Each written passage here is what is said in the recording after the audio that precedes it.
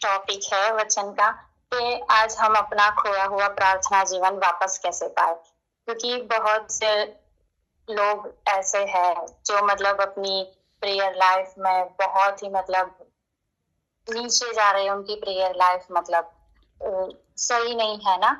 तो आज खुदा ने मुझे एक वचन दिया है, तो हम देखेंगे मत्ती अध्याय अध्याय 26 उसकी 41 आयत में।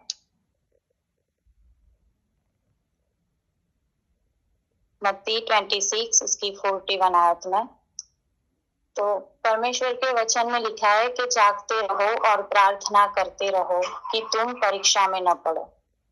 आत्मा तो तैयार है परंतु शरीर दुर्बल है। वचन में लिखा है कि आत्मा हमारी तैयार है परंतु शरीर हमारा दुर्बल है।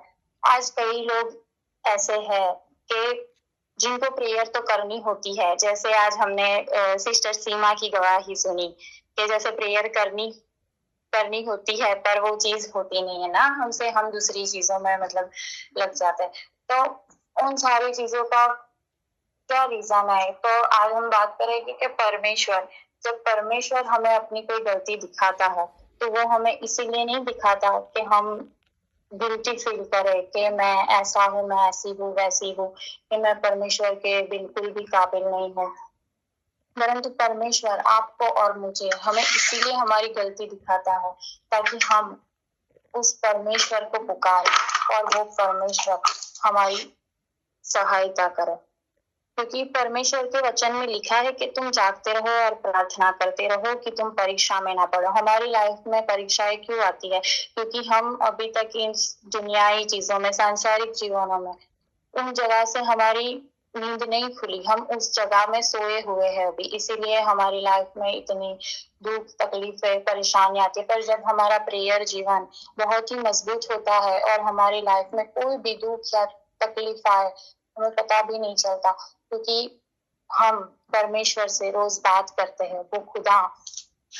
तो जब वो एक बात याद रखे कि जब वो व्यभिचारी स्त्री, जब लोग उसको परमेश्वर के पास लेकर आए तब परमेश्वर ने उसको क्या कहा कि मैं तुझ पर दंड की आज्ञा नहीं करता, मैं तुझ पर दंड की आज्ञा नहीं करता, अब जा और फिर से पाप मत करना। परमेश्वर ने उसे कहा कि अब जा और फिर से पाप मत करना। पाप हो जाने के बाद शैतान हम पर दोष लगाता है, शैतान हमें और भी मत भरमाता है कि हम उसी पाप में डूबे रहे, उसी जगह पर जाते रहे। परंतु परमेश्वर हमें रास्ता दिखाता है कि हम उस जगह से बाहर कैसे आए। हमसे पाप हो जाता है कोई बात नहीं, परमेश्वर के सामने जाओ। जब परमेश्वर ने हमें मौका दिया है, परमेश्वर के सामने जाओ, उसके सामने घुटने टेको और उस परमेश्वर से माफी मांगो कि पिता आज मुझसे ये गलती हुई है, अब तू मुझे माफ कर। पर कई लोग ऐसे होते हैं कि जो पाप हो जाने के बाद इतना मतलब अंदर ही अंदर अपने आप में इतना गलत फील करते हैं, गिल्टी फील करते हैं कि नहीं, मैं बिल्कुल भी मतलब ठीक नहीं हूँ, अच्छी नहीं हूँ, अच्छा नहीं हूँ, बहुत गिल्टी फील करते। बाइबल में लिखा है परमेश्वर के वचन में कि तू अपने पड़ोसी को अपने समान प्यार कर।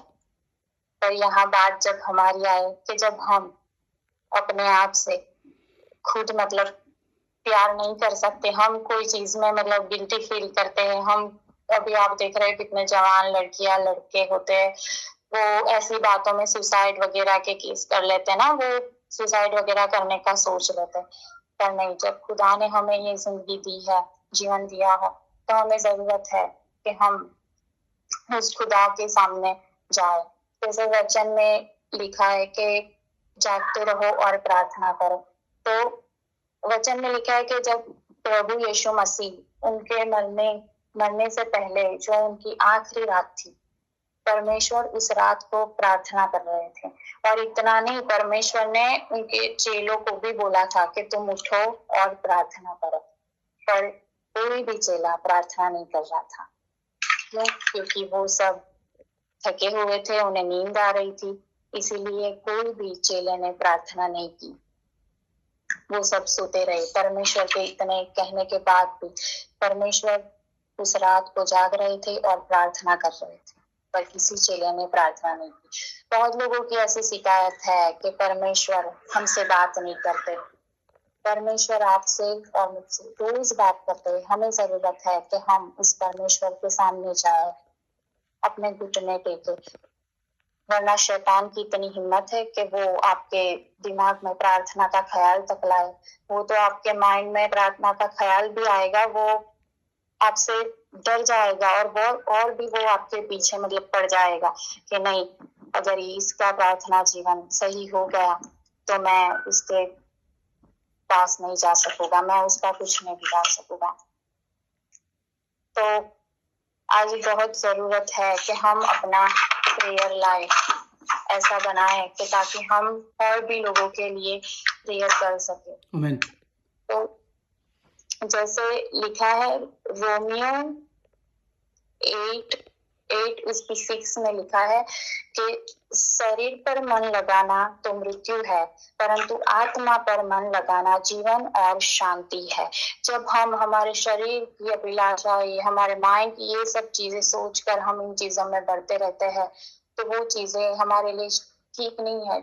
जबकि परमेश्वर के वचन में लिखा है कि जब हमारी आत्मा तो तैयार होती है ना, हमारी आत्मा तैयार है पर हमारा माइंड, हमारा शरीर वो सारी चीजों में हमारा साथ नहीं दे रहा, हमें प्रार्थना करने से रोक रहा है।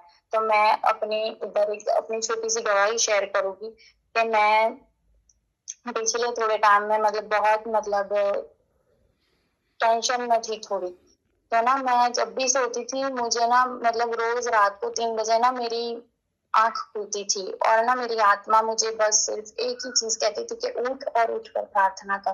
पर मैंने वो चीज को अनदेखा कर दिया और मैंने ना सिर्फ सोच लिया नहीं, कोई बात नहीं, कल सुबह उठूंगी, कल सुबह कर लूंगी। ऐसे करते करते 3 मंथ हो गए। 3 मंथ सेम मेरे साथ यही चीज होती रहती थी। तो कल रात को भी मेरे साथ ये चीज हुई। तो मैं ना रोज परमेश्वर से झगड़ती रहती थी कि खुदा, क्या तू मुझसे प्यार नहीं करता? तू मुझे मेरे सवालों का जवाब नहीं दे रहा, परमेश्वर तू मुझे नहीं दे रहा। मैं बहुत मैंने सोचा कि मैं छोड़ दूंगी प्रेयर करना, मैं नहीं करूंगी। पर फिर भी जब आज सुबह मैंने परमेश्वर के सामने अपने घुटने टेके, मैंने बोला कि खुदा, मेरे जो भी सवाल है तू मुझे कुछ भी हो जाए, बस मुझे तू उसका आंसर कर। और सचमुच ये आज मेरी लाइफ में बहुत बड़ी गवाही है कि परमेश्वर ने मुझे आज मेरे जितने भी सवाल थे, परमेश्वर ने आज ही के दिन मुझे वचन इधर शेयर करने से पहले मेरी लाइफ में गवाही बना दी कि आज मैं गवाही इस जगह पर शेयर कर सकूं। तो मैं उस परमेश्वर का बहुत धन्यवाद करती हूँ, बहुत धन्यवाद करती हूँ। जब भी हमें लगता है कि हम बहुत ही कमजोर है हमारी प्रेयर लाइफ में, हमें जरूरत है, कोई बात नहीं, आपसे प्रेयर नहीं होती, एक बार जाओ, घुटने टेको उस परमेश्वर के सामने, उससे माफी मांगो, उससे कहो कि पिता मुझे माफ कर, हर एक चीज के लिए माफ कर। क्योंकि परमेश्वर हमें पुकारता है कि मेरे बेटे, मेरी बेटी, तू मेरे पास आ। परमेश्वर के वचन में लिखा है कि एक समय तुझे तेरे माँ बाप त्याग देंगे पर मैं तुझे नहीं छोड़ूंगा। आज हमें जरूरत है कि हम उस परमेश्वर के सामने जाए, हमारी जो भी दुख तकलीफें है उस परमेश्वर को कहे और सुनाए। तो आज बहुत धन्यवाद करती हूँ मैं कि परमेश्वर ने आज मुझे वचन से पहले एक गवाही के साथ भी शेयर किया, गवाही भी मेरी लाइफ में बनाई। तो मैं बहुत बहुत खुदा का धन्यवाद करती हूँ। Thank you. Amen. God bless you all. Jai Masi. Well done, well done.